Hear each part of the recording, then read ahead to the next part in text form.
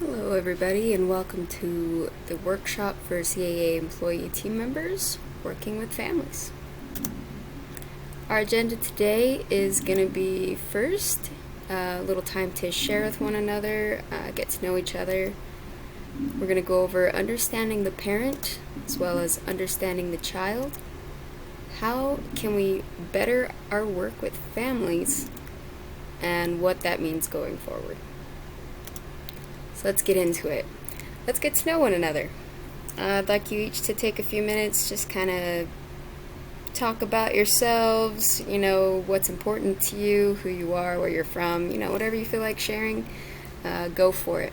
We'll just chat for a minute and get comfortable with one another.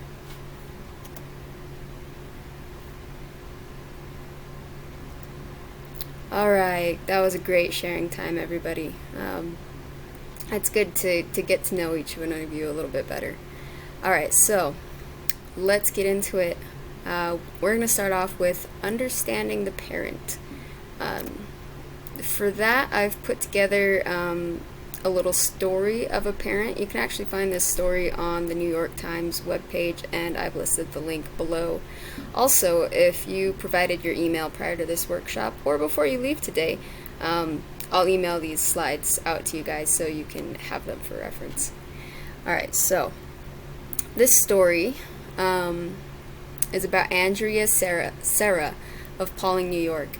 She's the mother of Joe, 18, and Kathy and Stephanie, 15-year-old identical twins. Stephanie suffered from severe epilepsy, as many as 80 seizures a day. And these are her words. It's very hard when you have a sick child. It drains the family emotionally and financially. You are at the hospital all day with one kid, and then you come home to two more children who need attention. I was working part-time as an exporter, and eventually I had to leave because Stephanie got too sick. I had just gotten to the point where the girls were in school and I could work, and I was just feeling so independent again, and then everything was yanked from me. I think Kathy felt compelled to take care of her sister and watch out for her. It was a strain on our marriage, but we were smart enough to realize that we had to stick together and go forward. We didn't go without fighting, but we said to each other that we are going to make it. You feel like a machine. You just keep going. I don't think I slept well for 5 years. I just kept pushing. There were 3 operations, 2 to locate the area of seizures and then a lobectomy. Stephanie was 12 at the time. Stephanie was a real trooper. I was nervous. I was a nervous wreck for at least 6 months afterwards, just waiting for something to happen. It might sound silly, but the worst part was after it was all over. You sit and wait for that call that she's having another seizure. Do we live in constant fear? Yes. Do I blame myself? Yes. Do we keep going? Yes. Now, I like that example because, let me go back to that. This is a great example of a parent and the struggles a parent might face when their child has a chronic illness. Especially in this case, it was very scary. It was happening all day long. They didn't know what their future was going to be like. It was exhausting. They weren't getting sleep, and it was hard on their marriage. And if you read the full story on the webpage, it's hard on the kids as well. So this is a great example of what we might come across as employees of the CAA and what we might come across working with parents. So just keep that in mind. Let's look at understanding the child. Now for this one, I didn't find a story to share with you guys, but rather these excerpts come from a study done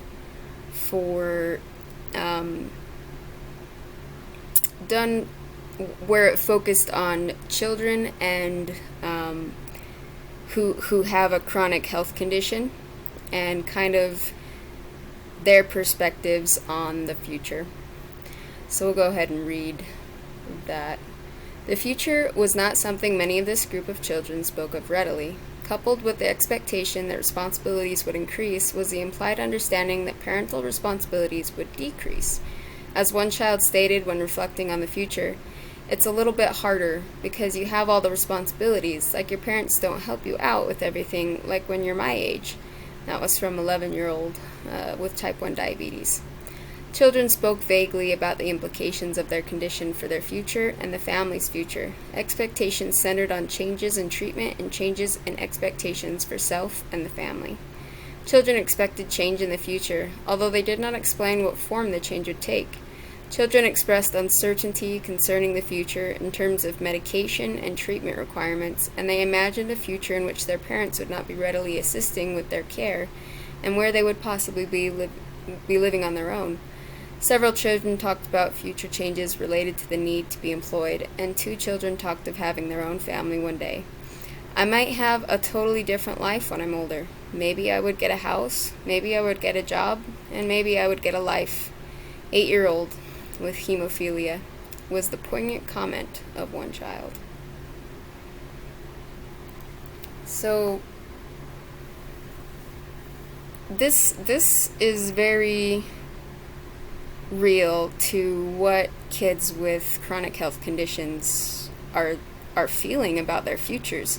And at the CAA, that's what we are here to help kids with. Kids at such a young age shouldn't feel so uncertain about their future and their health and what that means. So these are great examples. And again, if you want to look at the full study, I've listed the link at the bottom of this slide there. So please look it up. All right, now we're going to get to a discussion. I would love for you guys to discuss amongst yourselves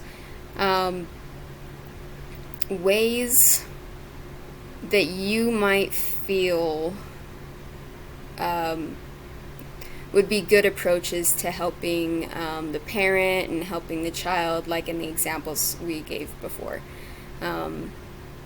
Talk about interventions, what family life might look like, where it could see improvement, or tips and tools that you guys have from your knowledge base that you could bring to the table to help these families. So go ahead and talk amongst yourselves for a few minutes.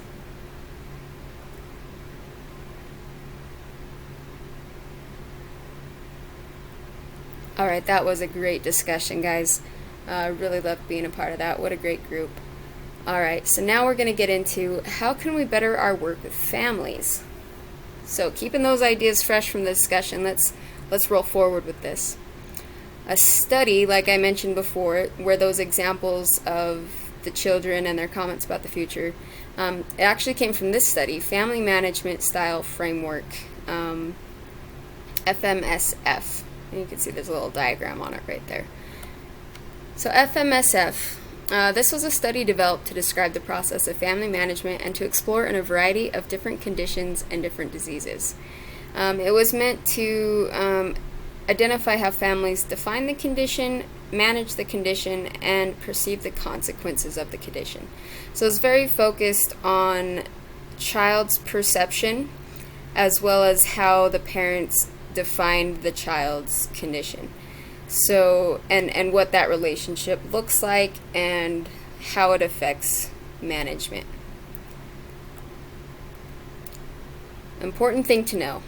Children make connections between perceptions of the family and their condition. And we know from studies that positive family relationships means better health outcomes. Conversely, negative family relationships means decline in the child's health. So, the way the child perceives and connects with their family can have a huge impact on their health. That's why we're here to not only focus on the child, but on the family, the whole family. Another important key points I want to point out about the study was that children should be included in visits as early as age 4. Their study showed that when children are included around that age, they become more comfortable speaking with healthcare professionals. And then another point, some children as young as 9 may have concerns or questions they want to discuss with a healthcare professional. Now, I don't know about you guys and your experience, but if you can imagine a 9-year-old having like serious health concern questions and openly and confidently bringing that up with their doctor or whatever, like, I don't think that's very common. But they may have those questions, but may not feel confident enough in bringing it up with their doctor. So these 2 points, children as early as 4 and children feeling confident enough as they start thinking about those questions, whatever age that may be, that they feel comfortable talking with their healthcare professionals. We want to empower them and instill them with that confidence, and we kind of want to follow those guidelines from that study. So going forward, what does this mean for you guys? All right, you guys have already been an awesome crew and an awesome team at the CAA, and we are so proud to have the team that we have. Going forward, I would highly recommend each of you focusing on that study. Go to that link in the slide, read the whole thing, take away from it, take notes, and I think that is a great direction to go for us in approaching families, approaching family management, and helping empowering children and building confidence. It definitely falls in line with our mission and our goals here at the CAA, and that is our directive moving forward. That's our focus right now for the next little bit. So thank you guys for participating in this workshop, and taking the time out of your busy schedules and your list of things you got to get to. So yeah, thank you. Does anybody have any questions? No? All right. Thank you guys again. I hope you guys all have a good one. Thanks.